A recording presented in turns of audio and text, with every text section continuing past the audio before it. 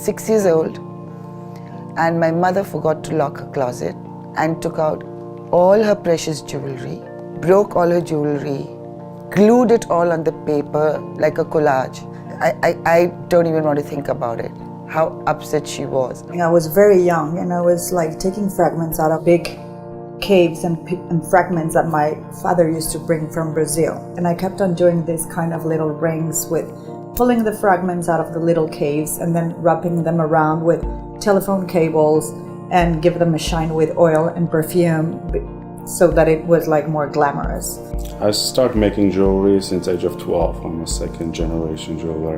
And I remember the first piece I actually made, that was probably age of 13. I made this, Celtic cross, which was pretty much like a cool thing to do at that time. The first piece of jewelry I ever designed was, if you want to call this jewelry, I glued some Swarovski crystal on a pair of sunglasses. I walked outside of the house with my mother, and somebody really loved the sunglasses, and my mom said, my daughter's a jewelry designer. The design part probably started when I was about 15 or 16. I started messing around with tin and brass and copper, and my dad had a workshop in the basement of our house. I did get my first wholesale account with what I made when I was 16.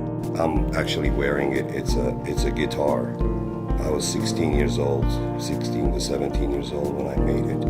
I'm quite sure the first piece of jewelry I designed was a ring with a micro mosaic.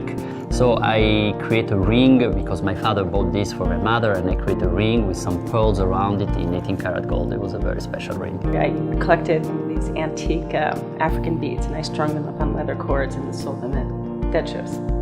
I took a jewelry class to learn how to make a proper clasp for my leather cord. And then I got into metal, and I was done with leather.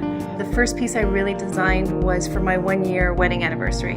And that was the first piece that I had casted, and it said yours and mine.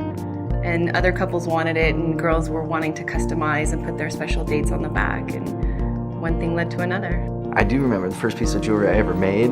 I was making leather clothing when I started my company, so I'd make this silver, basically jewelry ornaments to put on the clothing. It was a necklace that had many sapphires that had to match. And I remember spending days going up and down elevators on 47th Street in New York City. I asked somebody to help me make the piece, and he was shocked at how I was able to come up with all the matching stones. The first piece that I ever designed as a pendant was a moon. It was a Luna moon with a bunch of pave diamonds in a center stone with a ruby. That led me into a whole celestial thing. It was a shooting star brooch with cobalt blue Belgium glass. And really today my expertise is casting, but that was my first piece, a shooting star. A ring for my mom. I was very young, and it was a piece of silver.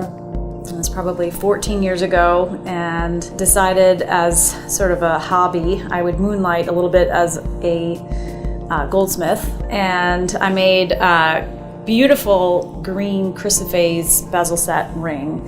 And I swear to God, I probably melted it 10 times before I got it right. It was sort of like the beginning of a long love affair with both the beauty of jewelry and the idea of having something to show for a day's work, like something tangible that you can say, I did this today.